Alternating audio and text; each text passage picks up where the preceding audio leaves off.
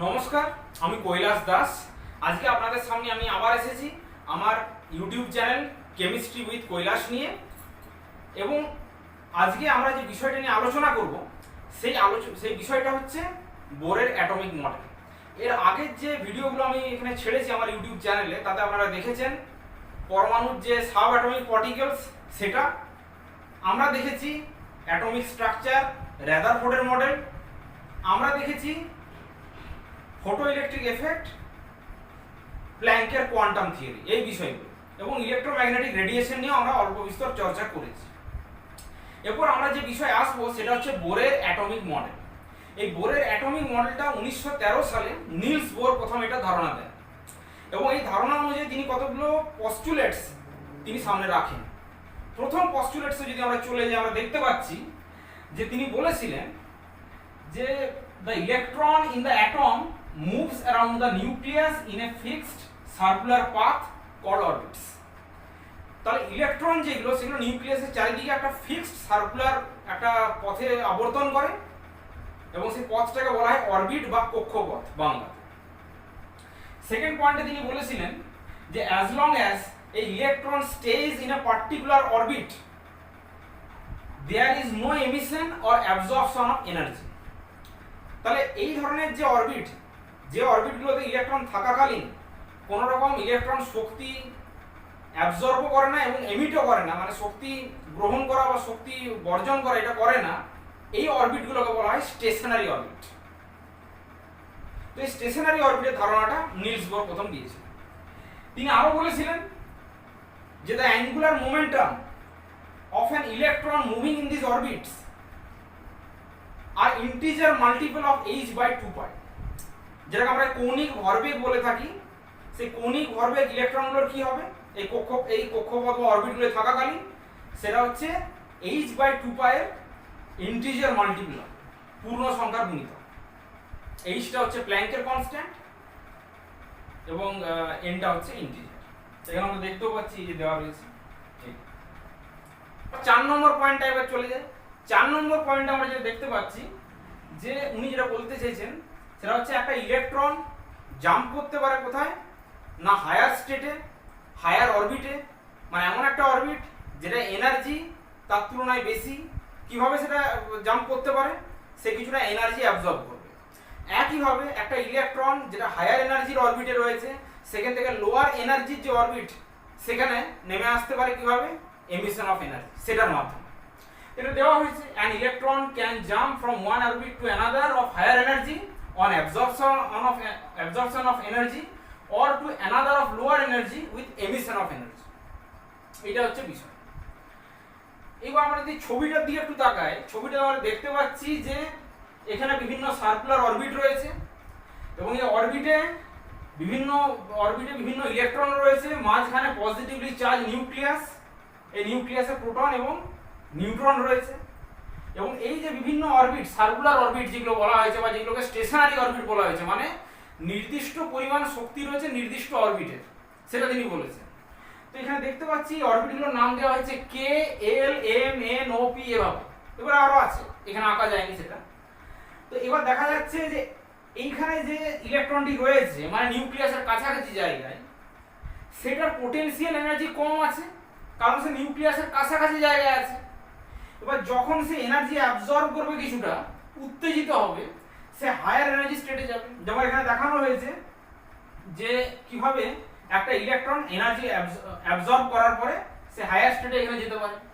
একইভাবে একটা হায়ার এনার্জির ইলেকট্রন সে এনার্জিটা ছেড়ে দিয়ে একটু লোয়ার এনার্জির অরবিটে নেমে আসতে পারে, যেটা এখানে দেখানো হয়েছে। এবং এটাকে যদি আমরা ডিনোট করি যে এটাকে এক্সাইটেড স্টেট E2 আর E1টা হচ্ছে গ্রাউন্ড স্টেট, তাহলে এইভাবে এনার্জি অ্যাবজর্ব করে এটা উপরের স্টেটে যেতে পারবে, উপর থেকে উপরের কোনো এনার্জি স্টেট থেকে এনার্জি এমিশন করে সে নিচের এনার্জি স্টেটেও যেতে পারে, লোয়ার এনার্জি স্টেট। এবং এখানে এনার্জির যে ডিফারেন্স ডেল্টা ই সেটা সমান হচ্ছে এইচ নিন। কারণ তিনি বলেছেন যে this emission or absorption of energy it is not continuous, এটা নিরবিচ্ছিন্ন না, and it is in the form of quanta or bundles, যেটা বলেছিলেন ম্যাক্স প্লাঙ্ক।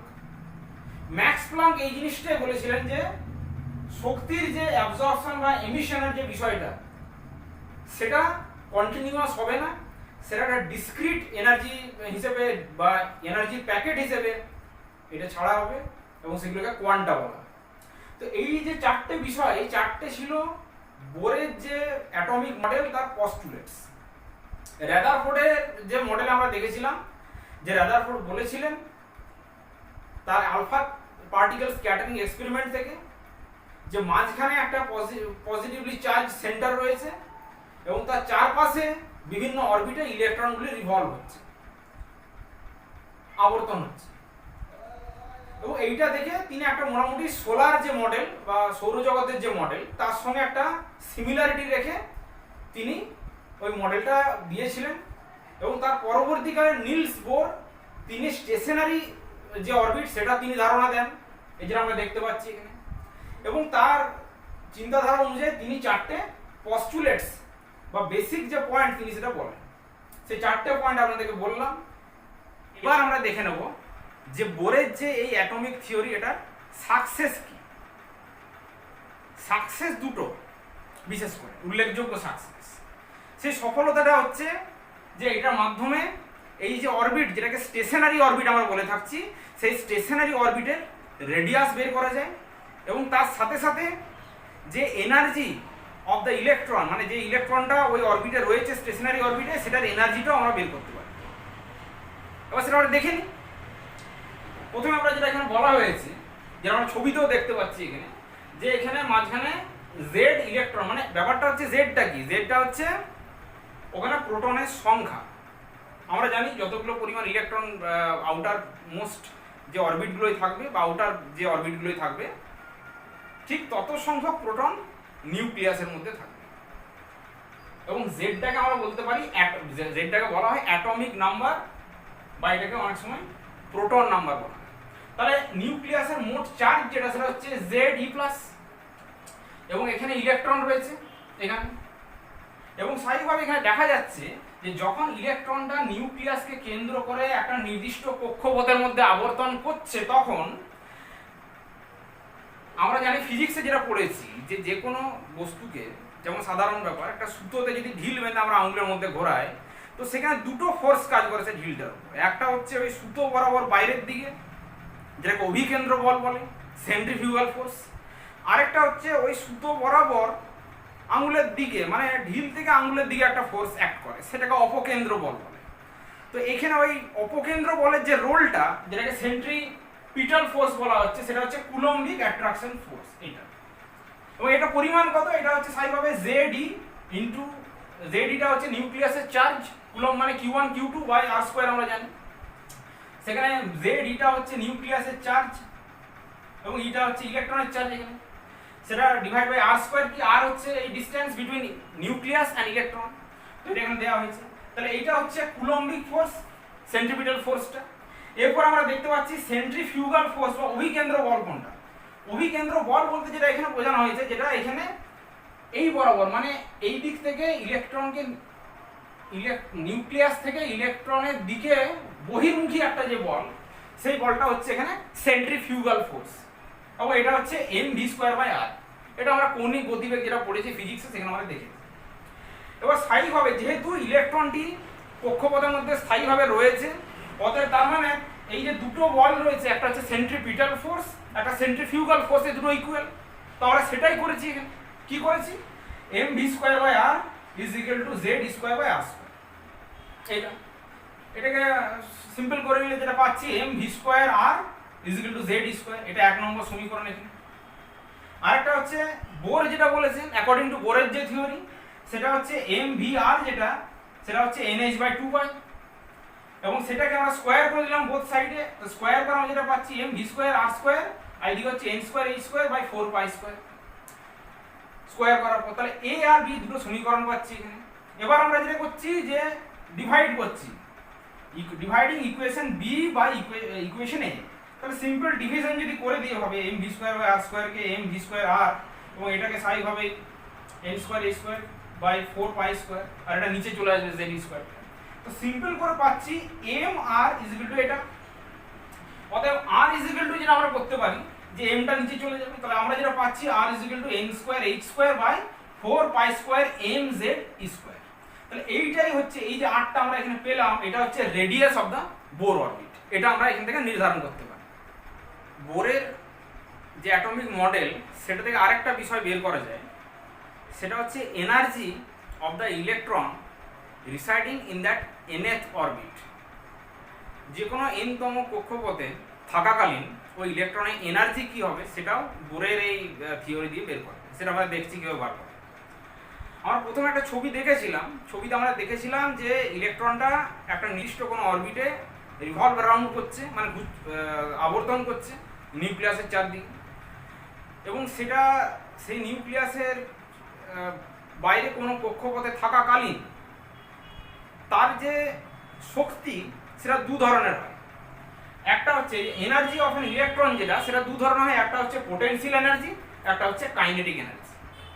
এবার আমরা দেখে যাই যে পোটেনশিয়াল এনার্জিটা কিভাবে এই ইলেকট্রনের মধ্যে ডেভেলপ হচ্ছে।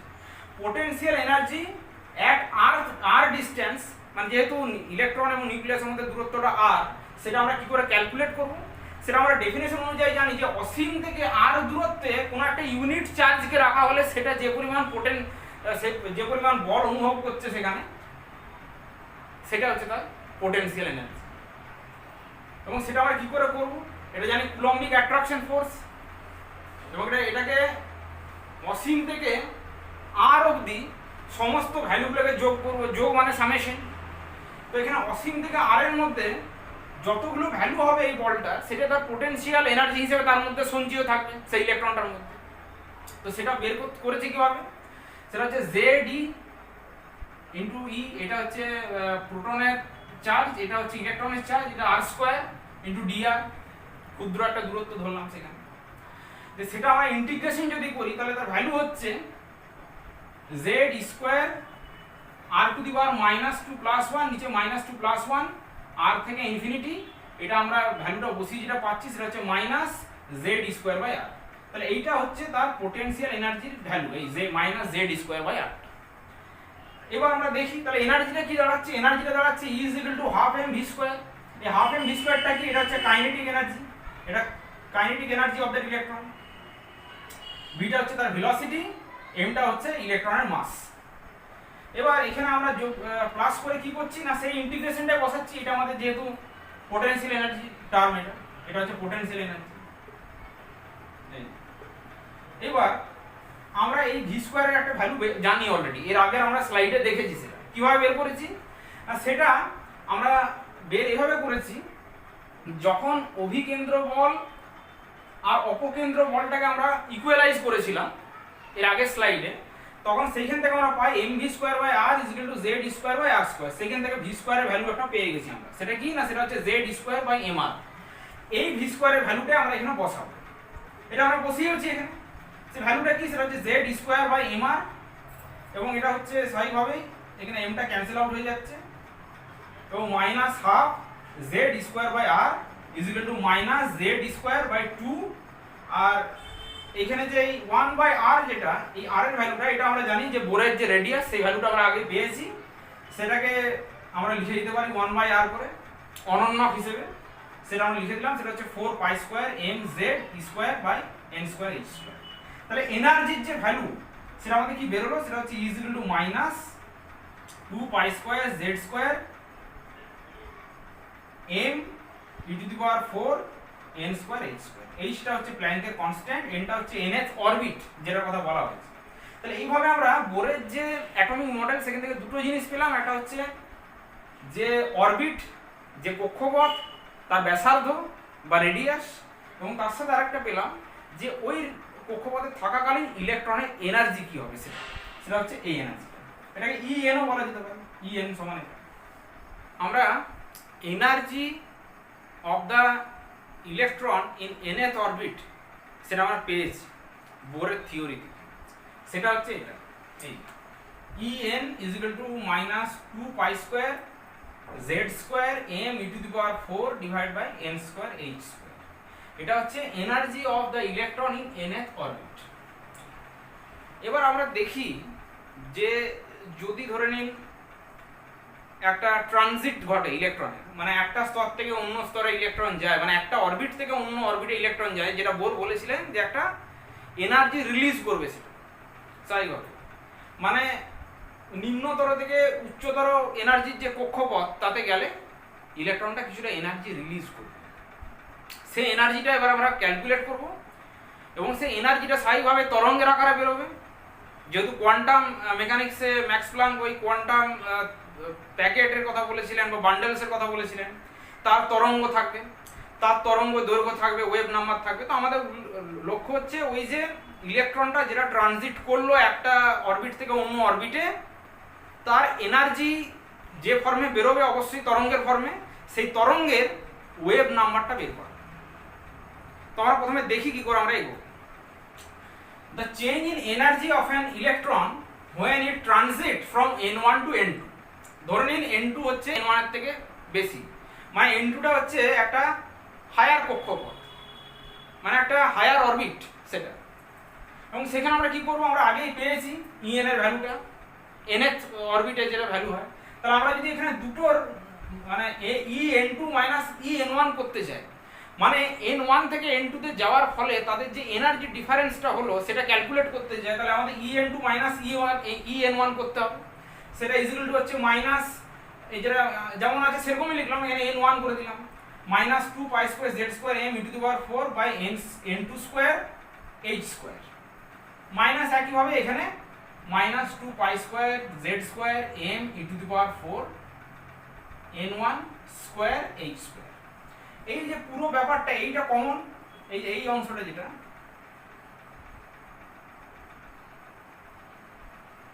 এটি কমন অংশ, এটিকে কমন নিয়ে আমরা এখানে বের করে দিলাম। এখানে তো বের করে দিয়ে কি দেখছি, মাইনাস যেটা ডেল্টা ই বলছি আমরা এখানে, delta is equal two en2 minus en1 is equal two minus এই অংশটা যেটা কমন নিয়ে আমরা বের করে দিয়েছি সেটা ব্র্যাকেটের মধ্যে হয়ে যাচ্ছে 1 by n2 square minus 1 by n1 square. এবার এই মাইনাসটা যদি ভেতরে মাল্টিপ্লাই করে দিই, আমরা গুণ করে দিই, তাহলে হয়ে যাবে একইভাবে 2 pi square z to the power z square m e to the power 4 by h square, এবং ব্র্যাকেটের মধ্যে রয়ে যাচ্ছে 1 by n1 square minus 1 by n2 square. তাহলে এই ডেল্টা ই এই যে এনার্জিটা ছাড়বে, এটা ম্যাক্স প্ল্যাঙ্ক বলেছিলেন একটা টাইনি বান্ডেলস বা প্যাকেটের আকারে ছাড়বে, এবং সেটার পরিমাণ কত হবে, সেই কোয়ান্টামের পরিমাণ সেটা হচ্ছে h নিউ। নিউটা হচ্ছে ফ্রিকোয়েন্সি অফ দ্য রেডিয়েশন। তো সেই h nu is equal to আমরা কি দেখছি, 2 pi square z square m e to the power 4 by h square আমরা দেখতে পাচ্ছি।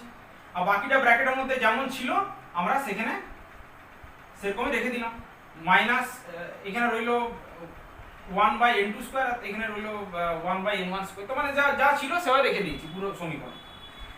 এবার আমরা এখানে একটু চেঞ্জ করে নিচ্ছি। সেটা চেঞ্জটা কি, সেটা হচ্ছে এই নিউ ইজ ইকুয়াল টু, মানে যেটা আমরা ফ্রিকোয়েন্সি জানি সেটা হচ্ছে nu is equal to c nu bar, মানে নিউ বার যেটা এটা হচ্ছে তরঙ্গ সংখ্যা বা ওয়েভ নাম্বার, এটার ইউনিট হচ্ছে সেন্টিমিটার ইনভার্স। তাহলে আমরা h নিউ যেটা আমরা লিখলাম delta is equal to h nu, এটাকে লিখে দিলাম h c নিউ বার, সেটা সমান বাকিটা যেটা ছিল অ্যাজ ইউজুয়াল পুরোটা রইল যা আছে, এই যে 2 pi square z square m e to the power 4 by h square, বাকি এটা যেটা ছিল পুরোটা এই যে 1 by n1 square minus 1 by n2 square. এবার এই নিউ বার যেটা আমরা বের করতে চাইছি ওয়েভ নাম্বার, তাহলে সেটা ইজ ইকুয়াল টু কি লিখতে পারি আমরা, অর দিয়ে লিখছি যে পুরোটাই রইল 2 pi square z square m e to the power 4 by c h cube, আর বাকিটা ব্র্যাকেটের মধ্যে যেমন রইল। তাহলে এই যে অংশটা এই যেটা আমরা লিখলাম, এই অংশটাকে বলা হয় রিডবার্গের ধ্রুবক বা রিডবার্গস কনস্ট্যান্ট RH। এটার ভ্যালু হচ্ছে 109678 সেন্টিমিটার ইনভার্স। তাহলে আমরা যে ওয়েভ নাম্বারটা বের করতে চাইছিলাম এখানে, সেই ওয়েভ নাম্বারটা এখানে দেখতে পাচ্ছি যে নিউ বার যেটা তরঙ্গ সংখ্যা বা ওয়েভ নাম্বার, সেটা ইজ ইকুয়াল টু RH। আর এটা এই তরঙ্গ সংখ্যাটা দিয়ে এরপর আমরা দেখাতে চলেছি স্পেকট্রাম। কিসের স্পেকট্রাম? হাইড্রোজেনের লাইন স্পেকট্রাম। সেটা আমরা এবার আলোচনা করব বোরের যে অ্যাটমিক থিওরি এবং সেখান থেকে যে ওয়েভ নাম্বার বেরোলো সেইটার নিরিখে। বোরের থিওরিতে আমরা যেটা পেলাম, যেটা ওয়েভ নাম্বার বা তরঙ্গ সংখ্যার যে বিষয়টা, সেইটার মাধ্যমে হাইড্রোজেন অ্যাটমের স্পেকট্রাটাকে ব্যাখ্যা করা যায়, মানে সেটা হাইড্রোজেন অ্যাটমের থেকে যেটা আমরা স্পেকট্রাম পাই, এমিশন স্পেকট্রা, সেটাকে ব্যাখ্যা করা যায়। কিন্তু তার আগে আমরা জেনে নিই স্পেকট্রা বা স্পেকট্রাম জিনিসটা কি, এটা একটু জানা যায়। তো সেখানে স্পেকট্রাম যে জিনিসটা সেটা হচ্ছে যে when electromagnetic radiation are passed through prism অথবা grating, it splits into various wavelength via the phenomenon known as a dispersion. তাহলে ইলেকট্রোম্যাগনেটিক রেডিয়েশন যেটা, সেটাকে যখন আমরা প্রিজম বা কোনো ক্রিস্টাল গ্র্যাটিং যেটাকে বলা হয় সেটার মাধ্যমে আমরা পাস করি, সেটা কি হয় বিভিন্ন ওয়েভলেংথে ভেঙে যায়, এবং ভেঙে যাওয়ার যে ঘটনা এটাকে বিচ্ছুরণ বলে আমরা জানি, ডিসপারশন ইংরেজিতে। এবং এই যে সেপারেটেড যে একটা অ্যারেঞ্জমেন্ট এই রেডিয়েশনে, এই বিষয়টাকে বলা হয়ে থাকে স্পেকট্রাম, মানে এই যে বিভিন্ন ওয়েভলেংথে ভেঙে যাওয়া এবং সেটাকে আমরা অবজার্ভ করছি বিভিন্ন ওয়েভলেংথে ভেঙে যাওয়ার পর, সেটা হচ্ছে স্পেকট্রাম। এই স্পেকট্রাম বা স্পেকট্রা যেটা আমরা দেখছি সেটা হচ্ছে স্পেকট্রা, আর এই ঘটনাটা যেটা পাচ্ছি, এই যে প্যাটার্নটা, একটা স্পেকট্রাম। এই স্পেকট্রাটা যেটা আমরা পাচ্ছি এখানে সেটা দু ধরনের হয়, একটা হচ্ছে অ্যাবজর্পশন স্পেকট্রা, একটা এমিশন স্পেকট্রা। এমিশন স্পেকট্রা দু ধরনের হয়, সেটা হচ্ছে কন্টিনিউয়াস স্পেকট্রা আর একটা হচ্ছে লাইন স্পেকট্রা। এবার এমিশন স্পেকট্রা জিনিসটা কি, সেটা হচ্ছে যে the emitted radiation from a source is passed through prism and received on a photographic plate, then a pattern is obtained. এই প্যাটার্নটাই হচ্ছে এমিশন স্পেকট্রা। তাহলে একটা কোনো সোর্স থেকে কোনো রেডিয়েশন এমিট হচ্ছে, মানে নির্গত হচ্ছে, এবং সেটাকে আমরা প্রিজমের মাধ্যমে পাস করানোর পর একটা ফটোগ্রাফিক প্লেটে সেটাকে রিসিভ করছি, যে প্যাটার্ন যা আমরা পাচ্ছি সেই প্যাটার্নটাই হচ্ছে এখানে এমিশন স্পেকট্রা। এটা উদাহরণ আছে সূর্যালোক, মানে যে সোর্সের যদি কথা বলি আমরা, সেটা হচ্ছে সূর্যালোক। এছাড়া কোনো হিটেড কোনো বস্তু, হিটেড সোর্স। এছাড়া কি না, electrical discharge on a gas at low pressure, নিম্ন চাপে গ্যাসের মধ্যে তড়িৎ পরিবহন করলে যেটা হয়, যে স্পেকট্রাটা পাই সেটাও এমিশন স্পেকট্রা। এটা আমরা দেখতে পাচ্ছি। এবার এই যে বললাম এমিশন স্পেকট্রা দু ধরনের হয়, একটা হচ্ছে কন্টিনিউয়াস, একটা হচ্ছে লাইন। তো প্রথমে আমরা যাব কন্টিনিউয়াস স্পেকট্রামে। কন্টিনিউয়াস স্পেকট্রাম জিনিসটা কি, সেটা হচ্ছে the sunlight or a glowing light from a bulb after passing through a slit passed through prism, then it split into 7 colours, 7টা রঙে ভাগ হয়ে যায়। And this colours, this pattern of colours are continuous, নিরবিচ্ছিন্ন, and are overlapping with each other, এগুলো একটা অপরের সাথে ওভারল্যাপিং হয়ে থাকে। এবং এই যে বললাম যে এই যে রঙগুলো আমরা পাচ্ছি কন্টিনিউয়াস হয়, এবং এগুলোকে একটার সাথে অন্যটাকে আমরা আলাদাভাবে সেগ্রিগেট করতে পারবো না, মানে আলাদাভাবে সেগুলো আপনি বিচ্ছিন্ন করতে পারবেন না এই কালারের যে প্যাটার্নটা আমরা পাবো। তাহলে সূর্যালোক বা কোনো লাইটের সোর্স থেকে, সেটা বাল্ব হতে পারে বা যে কোনো, সেখান থেকে একটা স্লিটের মাধ্যমে ফিল্টার করার পরে আমরা সেই ওয়েভলেংথটা যখন আমরা এখানে পাস করি, সেটা আরো অন্যান্য বিভিন্ন ওয়েভলেংথে ভেঙে যায়, এবং একটা প্যাটার্ন আমরা এখানে দেখতে পাই কিসে না, ফটোগ্রাফিক প্লেট হোক বা যে কোনো বিষয়ের উপরে, সেখানে একটা প্যাটার্ন, বিভিন্ন রঙের প্যাটার্ন দেখতে পাই, রেড, অরেঞ্জ, ইয়েলো, এরকম বিভিন্ন ধরনের, যেগুলো একটা অন্যটার সাথে মিশে থাকার মতো একটা মনে হয়। তো এটা হচ্ছে একটা কন্টিনিউয়াস স্পেকট্রাম। এবং এইটা হচ্ছে আমরা সোলার রেনবো, যেটা বৃষ্টি হওয়ার পর যেটাকে রামধনু বলি আমরা, সব থেকে বড় এক্সাম্পল এই কন্টিনিউয়াস স্পেকট্রাম। সেখানে কি হয়, বৃষ্টির ড্রপলেট যেগুলো থাকে, যেগুলো বাতাসে ধূলি করার মতো এই ড্রপলেটগুলো থাকে, সেইগুলোর মাধ্যমে বিচ্ছুরণ হয়, তারপর একটা বর্ণালী তৈরি হয়, স্পেকট্রাম বর্ণালী। তো সেটা আমরা দেখতে পাই, এই স্পেকট্রামটাকে বর্ণালী বলে বাংলায়, বাই দ্য ওয়ে, এটা বলে রাখি। এরপরে আমরা চলে যাচ্ছি লাইন স্পেকট্রাম।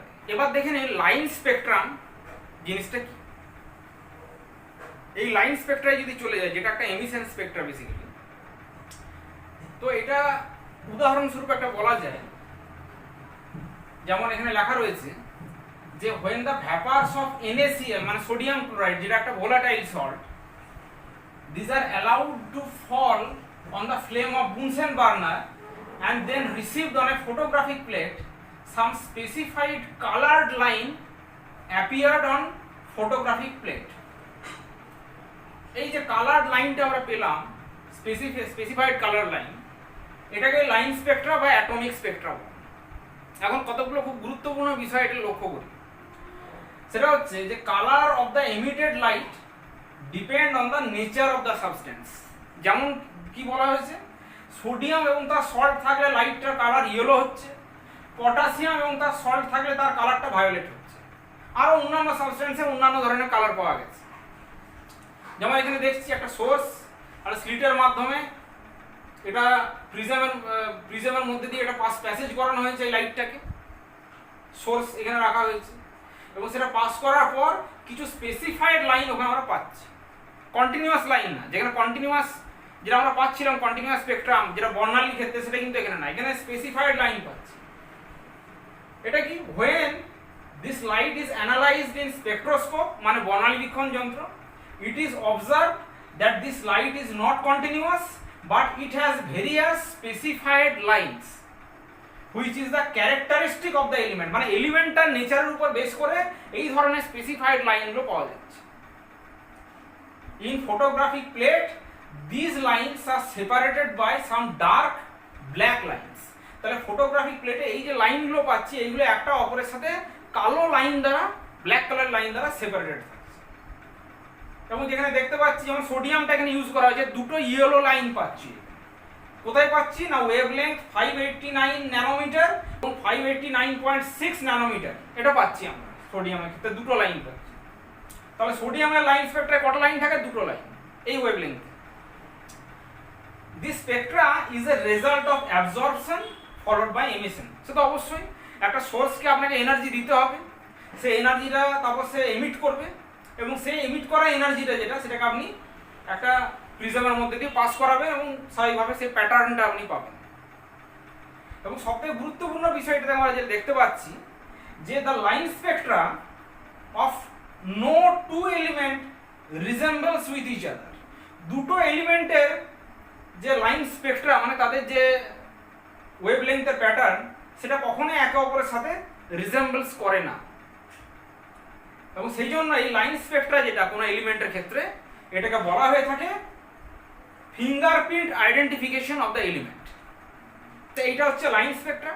এরপর আমরা দেখবো, যেখানে আমরা আলোচনায় গিয়েছিলাম, যে নিলস বোরের যে থিওরি এবং সেইখান থেকে আমরা যে এনার্জি পাচ্ছি স্টেশনারি অরবিটের ক্যালকুলেশন থেকে, যে এনার্জি পাচ্ছি এবং সেখান থেকে ওয়েভ নাম্বার পাচ্ছি মানে তরঙ্গ সংখ্যা, সেই ওয়েভ নাম্বার দিয়ে হাইড্রোজেন পরমাণুর যে অ্যাটম, হাইড্রোজেন পরমাণু যার একটি ইলেকট্রন আছে এবং কেন্দ্রে একটি প্রোটন আছে, একটি ইলেকট্রন বাইরে এবং ভেতরে একটি প্রোটন, তো তার ক্ষেত্রে এই লাইন স্পেকট্রা কেমন হচ্ছে এবং সেক্ষেত্রে বোরের থিওরি সাকসেসফুল কতটা সেটা নিয়ে আমরা আলোচনা করবো। এই যে স্পেকট্রাম নিয়ে আমরা দেখলাম, এবার আমরা যেখানে যেতে চাই সেটা হচ্ছে যে হাইড্রোজেন অ্যাটমের যেটা এমিশন লাইন স্পেকট্রাম, সেটা বোরের মডেল দিয়ে আমরা কিভাবে সেটা মানে এক্সপ্লেন করছি বা সেটা অবজার্ভ করছি সেদিকে আমরা যাব।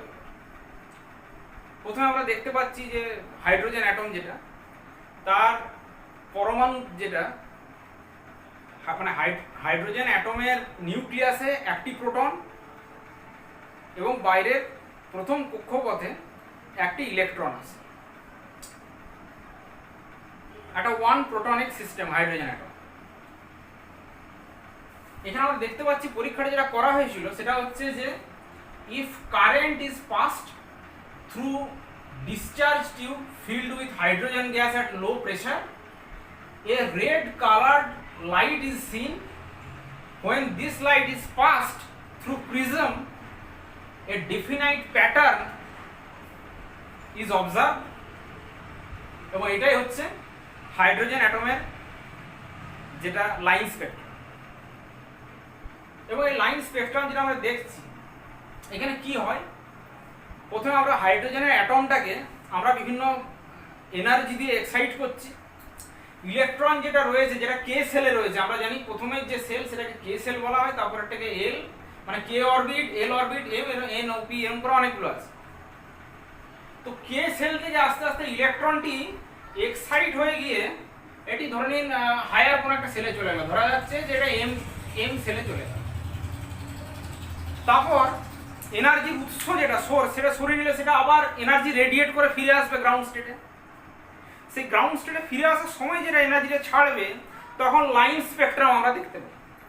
এই লাইন স্পেকট্রামটা কেমনভাবে হয় আমরা দেখেছি বোরের অ্যাটমিক মডেল থেকে।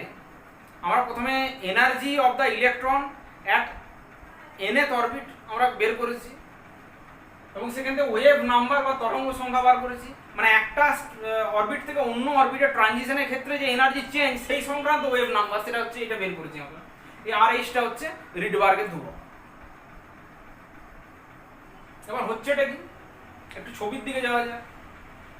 ধরুন সেটাকে এক্সাইট করা হলো, N1 থেকে N2 তে এক্সাইট করা হলো, কোন একটা স্পেসিফিক N1 থেকে N2। এবার N2 যেটা মানে সেকেন্ড অরবিট যেখান থেকে ওটা এবার এক্সাইট যেটা এনার্জি রিলিজ করে আসবে ফিরে, সেটা কি হবে, সেটা বিভিন্ন হতে পারে এবং সেটার ভিত্তি করে বিভিন্ন ধরনের সিরিজ পাওয়া গেছে এই লাইন স্পেকট্রামে।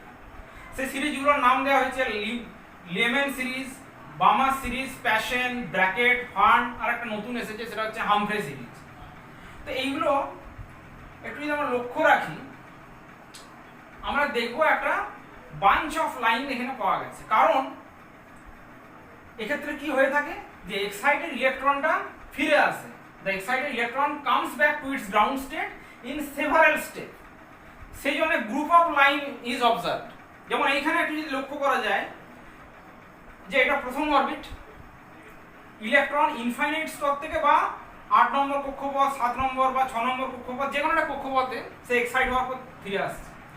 ধরে নিই ওরা 8 নম্বর স্তর থেকে ফিরে আসছে বা ইনফিনিটি থেকে ফিরে আসছে, সে বিভিন্ন স্টেপে আসবে 7, 6, 5, 4 এরকম করে। তার মানে রেডিয়েশনটা এই যে ইলেকট্রনের নেমে আসার যে ঘটনা সেটা এই 1 নম্বরে যে ফিরে আসার ঘটনা সেটা বিভিন্ন অরবিট থেকে হতে পারে। 1 নম্বরে যদি ফিরে আসার কথা বলি আমি, সেটা কিভাবে হবে, এইভাবে এনার্জি সে রিলিজ করবে, দিয়ে এরকম গ্রুপ অফ লাইনস আমরা পাবো সেখানে। একইভাবে ওই ফিরে আসার ঘটনাটা যদি 2 নম্বর কক্ষপথে হয়, মানে এনার্জি রিলিজ করে 2 নম্বর কক্ষপথে ফিরে আসছে, সেটা হচ্ছে বামার। একইভাবে 3 নম্বরে ফিরে এলে এনার্জি 3 নম্বরে ফিরে আসার জন্য যে পরিমাণ এনার্জি ছাড়বে তার যে ওয়েভলেংথ বা ওয়েভ নাম্বার যাই বলুন না কেন, সেই অনুযায়ী যে প্যাটার্ন বা গ্রুপ অফ প্যাটার্নটা পাবো সেটাকে প্যাশন বলবো। একইভাবে 4 নম্বর যে অরবিট সেখানে ফিরে আসা অবধি যে এনার্জি ছাড়ছে যে গ্রুপ অফ লাইন্স পাচ্ছি সেটাকে ব্র্যাকেট বলছি। 5 যেটা N2 সেটা 5 হলে সেটাকে ফান্ড সিরিজ বলছি, 6 হলে হামফ্রে বলছি। তো এই বিষয়টা যদি ম্যাথামেটিক্যালি দেখা যায় এই গ্রুপ অফ লাইন্সগুলো বিভিন্ন অরবিটে ফিরে আসার ক্ষেত্রে যে এনার্জি ছাড়ছে তার উপর বেস করে এই বিভিন্ন লাইনগুলো তৈরি হচ্ছে গ্রুপ অফ লাইন। এই লাইন স্পেকট্রা এই জন্য গ্রুপ অফ লাইন্স দেখতে পাই হাইড্রোজেন অ্যাটমে। তো এই সিরিজগুলোর দিকে যদি নজর রাখি, লেমেন সিরিজ এটা রিজিয়ন হচ্ছে মানে এই যে তরঙ্গ দৈর্ঘ্য বা ওয়েভ নাম্বার যা বলুন, এই যে এনার্জিটা ছাড়ছে রেডিয়েট করছে, সেই এনার্জিটা কোন রিজিয়নে, ইউভি রিজিয়নে আমরা দেখতে পাচ্ছি। এবং সেখানে N1 যেটা সেটা 1 মানে গ্রাউন্ড স্টেটে ফিরে আসছে এনার্জিটা, মানে এইখান থেকে গ্রাউন্ড স্টেটে ফিরে আসতে গিয়ে যে এনার্জি ছাড়ছে রিলিজ করছে সেটা এই যে গ্রুপ অফ লাইন্স পাচ্ছি সেটা লেমেন। মানে এক্ষেত্রে এই রিডবার্গের যে সমীকরণটা আমরা চলে যাই যদি দেখতে পাই, তাহলে N1 এখানে 1 এই 1 নম্বর গ্রাউন্ড স্টেটে ফিরে আসার ক্ষেত্রে, তাহলে N2টা কি হবে 2 থেকে 8 বা ইনফিনিটি যে কোনো কিছু হতে পারে।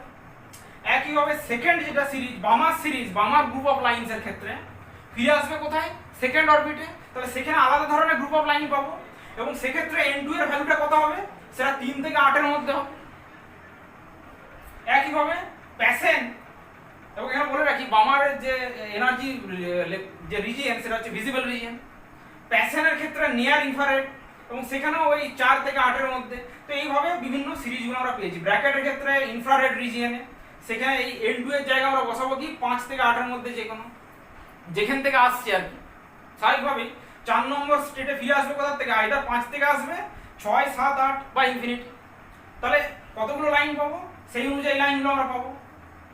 যেমন এখানে দেখানো হয়নি জায়গার জন্য, যেমন এখানে 4 নম্বরে ফিরে আসছে, ইনফিনিটি থেকে আসতে পারে, 8 নম্বর থেকে আসতে পারে, 7 থেকে একটা নেমে আসতে পারে 4 নম্বরে, 6 থেকে একটা, 5 থেকে একটা, 1, 2, 3, 4, 5টা এই ধরনের লাইনগুলো আমরা পাবো। তো তো এই হচ্ছে আমাদের বিভিন্ন সিরিজ, এই হাইড্রোজেন অ্যাটমের লাইন স্পেকট্রামে যে সিরিজগুলো পাচ্ছি এইভাবে আমরা পেয়ে থাকি, এবং এগুলো এনার্জি ইজিলি ডিটারমাইন করা যায়, কারণ এখানে রিডবার্গের যে ধ্রুবক 109.678 সেন্টিমিটার ইনভার্স, এটা বসিয়ে দিয়ে এটা ক্যালকুলেট করলেই এই নিউ বার যেটা ওয়েভ নাম্বার সেটা আমরা ক্যালকুলেট করে বার করতে পারি সাইজ বার। তো এইটা ছিল বোরের মডেল অনুযায়ী হাইড্রোজেনের যে এমিশন স্পেকট্রাম, হাইড্রোজেন মানে যেটা সিঙ্গেল ইলেকট্রনিক সিস্টেম, তার যে লাইন স্পেকট্রাম সেটা আমরা এক্সপ্লেন করব। এরপর আমরা যাব এই ওভারঅল যে বোরের অ্যাটমিক মডেল, এটার সফলতা কি কি, মানে সাকসেস কি, এবং এটার ফেলিয়ারগুলো কি। এবার আমরা দেখে নিই যে বোর অ্যাটমিক থিওরি বা অ্যাটমিক মডেল আমরা পড়লাম সেটার সাকসেস কি এবং সেটার ফেলিয়ার কি। সাকসেসে প্রথমে যায়, সেটা হচ্ছে Bohr theory can successfully explain the emission spectra of single electron systems like hydrogen atom, helium plus ion, lithium 2 plus ion, beryllium 3 plus ion. That means যেগুলো single electronic system. Second point হচ্ছে যে the electronic transition is in full agreement with the experimental result, that is when Rydberg constant is calculated as 109679 centimeter inverse.